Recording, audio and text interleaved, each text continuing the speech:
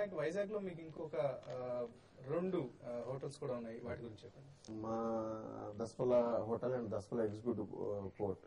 So ఇది 80% above occupancy ఉంటుందండి. Even restaurant sales I think నేను చాలా బాగా చేస్తామని అనుకుంటున్నాను. ఆల్మోస్ట్ రఫ్లీ అబౌట్ 2 హోటల్స్ 3 హోటల్స్ కలిపి food business almost 2 crores business చేస్తాం మేము per month. Only food business. Vizag hotels మీతో అన్నట్లుగా ఫుడ్ కి చాలా ఫేమస్ దస్పల్లా హోటల్స్. సో అలాగే ఒక అగ్రేరియన్ ఫ్యామిలీ నుంచి వచ్చారు మీరు, ఇన్ని హోటల్స్ కన్స్ట్రక్ట్ చేస్తూ వస్తున్నారు. ఎప్పుడైనా మీరు ఇంకా నేను ఎక్కువ చదువుకోలేదన్న ఫీలింగ్ ఎప్పుడైనా ఉంటుంది? చదువుకుంటే బాగుండేదని ఖచ్చితంగా అనిపిస్తుంది. పీయూసీ మీ బ్రదర్స్ సిస్టర్స్ ఏం చేస్తున్నారు? మా బ్రదర్ కూడా హోటల్ బిజినెస్ లో ఉన్నారు. గుంటూరు హోటల్ కి అతను గీతా కేఫ్ అండి, global sea foods and hotels అని ఇంకో కంపెనీ ఉంది, దానికి కూడా. కాకినాడలో ఇంకెవరైనా ఉన్నారు? కాకినాడలో మా brother son he's managing, mister Narendra is managing. ఇతర పట్టణాలు లైక్ రాజమండ్రి కావచ్చు, ఈవెన్ తెలంగాణలో ఉన్న పట్టణాలు, రాయలసీమ, అట్లా ఏదైనా ఎక్స్పాండ్ చేసే ఉద్దేశం ఉందా మీ హోటల్స్? ప్రస్తుతం అయితే మేము కాకినాడ కాన్సన్ట్రేట్ చేస్తామండి. తర్వాత నెక్స్ట్ సిటీస్ లో ఇప్పుడు ప్రెసెంట్ గా అయితే మట్టి ప్రస్తుతం ఏం ఆలోచన లేదు. So out of the state వెళ్లే ఆలోచన లేదండి. మీ ఎక్స్పాన్షన్ కి అవసరమైన ఫండింగ్ ఎలా రైజ్ చేస్తాం? మేము జనరల్ గా ఫండింగ్ షేర్ హోల్డర్స్ దగ్గర నుంచి వసూలు చేస్తాం, మా క్యాపిటల్ సంబంధించినటువంటిది. మిగిలింది financial institution, SFC or banks. ఏదైనా పబ్లిక్ ఇష్యూ ద్వారా రైజ్ చేద్దామని ఆలోచన బట్టి లేదండి, ప్రస్తుతానికి లేదు. ఓవరాల్ టోటల్ గా గ్రూప్ ఫైనాన్షియల్స్ గమనిస్తే ఎంత టర్న్ ఓవర్ జరుగుతుంటుంది? మనం ఆల్మోస్ట్ మా గ్రూప్ ప్రస్తుతం అయితే 35 to 40 crores టర్న్ ఓవర్ చేస్తాం పర్ యానం. ఇప్పుడు ఈ హోటల్ కూడా యాడ్ అయింది కాబట్టి నేను కూడా reach near about 55 to 60 lakhs దాకా మేము రీచ్ అవుతామని అనుకుంటున్నాం. సో ఈ ఇయర్ ఎండ్ కి మార్చ్ 2011 కి 60 crores టర్న్ ఓవర్ చేస్తామని అనుకుంటున్నాం. రూమ్ ఆక్యుపెన్సీ ఎంత ఉంటుంది అనుకుంటున్నాం ఫస్ట్ ఇయర్? ఇక్కడ ఫస్ట్ ఇయర్ లో మేము 50 to 60% ఎక్స్పెక్ట్ చేస్తాం. 60% చేయగలనే నమ్మకం ఉంది. సో రాజేంద్ర, నార్మల్ గా సౌత్ ఇండియన్స్ లో, అది కూడా తెలుగు మాట్లాడే వారిలో దస్పల్లాకి సంబంధించిన ఒక స్ట్రాంగ్ బ్రాండ్ ఐడెంటిటీని మీరు క్రియేట్ చేయగలిగారు. కానీ హైదరాబాద్ జియోగ్రఫీని మీరు పరిశీలిస్తే నోవోటెల్ లాంటి స్ట్రాంగ్ బ్రాండ్స్ ఉన్నాయి, తాజ్ లాంటి బ్రాండ్స్ ఉన్నాయి, అలాగే ఐటీసీ ఒక స్ట్రాంగ్ బ్రాండ్. ఇక్కడ వీళ్ళందరి నుంచి కాంపిటీషన్ తట్టుకుని దస్పల్లాకంటూ ఒక స్ట్రాంగ్ బ్రాండ్ ఎలా క్రియేట్ చేద్దాం అనుకుంటున్నారు?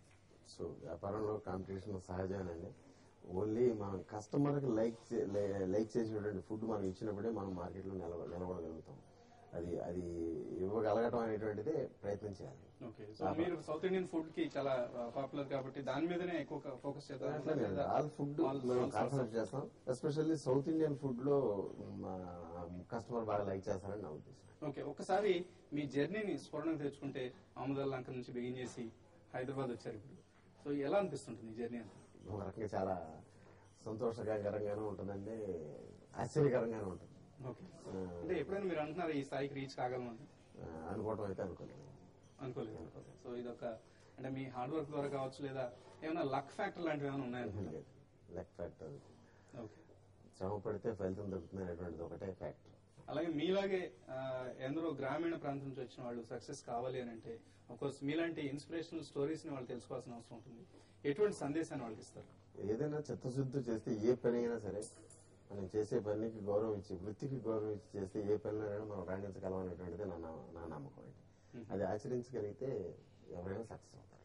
హైదరాబాద్ లో మీ నెక్స్ట్ హోటల్ మరొకటి చూస్తాం, ఎప్పట్లో చూసే అవకాశం? ప్రస్తుతం అంటే ఒక కాన్ఫరెన్స్ ఫెసిలిటీస్ తో కట్టాలనేది ఒక ఆలోచన ఉంది. ఎక్స్క్లూజివ్ కాన్ఫరెన్స్ ఫెసిలిటీస్ తో అది సఫలీకృతం అవుతుందని అనుకుంటున్నాం. ప్రయత్నం చేస్తాం, అది సఫలీకృతం అవుతుంది. ఎప్పట్లోగా అది ఇక్కడ వస్తే 2 years లో వస్తాయి. ఇన్ఫాక్ట్ ఈ హోటల్ కొంచెం డిలేడ్ గా కన్స్ట్రక్షన్ సాగినట్లుంది, ఏదైనా ప్రత్యేక కారణాలు ఉన్నాయి? ప్రత్యేకంగా కారణమైన కొంచెం హిల్లీ ఏరియా, కొంచెం రాక్ కొట్టడం, అది కొంచెం డిలే అయింది.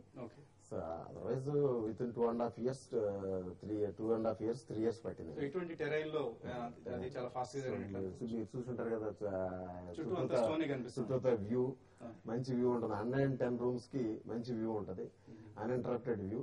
అండ్ ఆల్సో మొత్తం full Windows, full view Windows పెట్టాం రూమ్ లో కూడా. 12 feet విండోస్ ఉన్నాయి.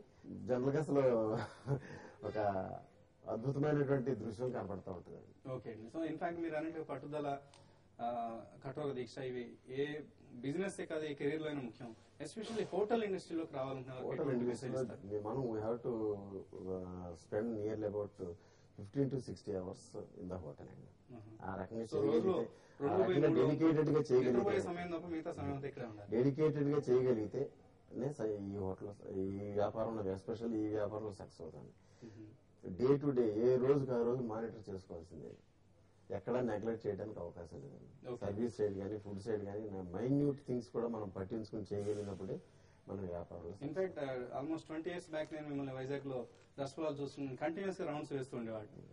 అది అట్లా అలవాటైందండి. ఆల్మోస్ట్ అప్పటి నుంచి చిన్నప్పటి నుంచి ఆ రకంగా అలవాటైంది. అదే మరి జరుగుతూ ఉంటుంది. ఓకే అండి, wish you all the best Raghavendra గారు. మీరు మరిన్ని హోటల్స్ ను నిర్మించాలని, అలాగే రాష్ట్ర ప్రజలకు అవసరమైన హోటల్ ఇండస్ట్రీకి సంబంధించిన ఇన్ఫ్రాస్ట్రక్చర్ అవసరం తీరుస్తారని ఆశిస్తున్నాను. తప్పకుండానండి. మా వంతు ప్రయత్నం మేము హాస్పిటాలిటీ రంగంలో మేము కృషి చేస్తాం. Okay sir.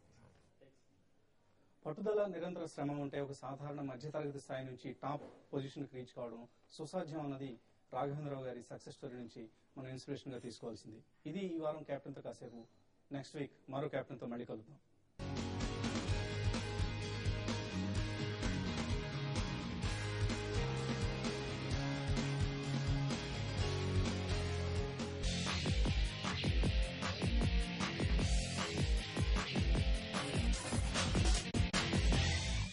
ఈ వార్తలు మీకు సమర్పిస్తున్నారు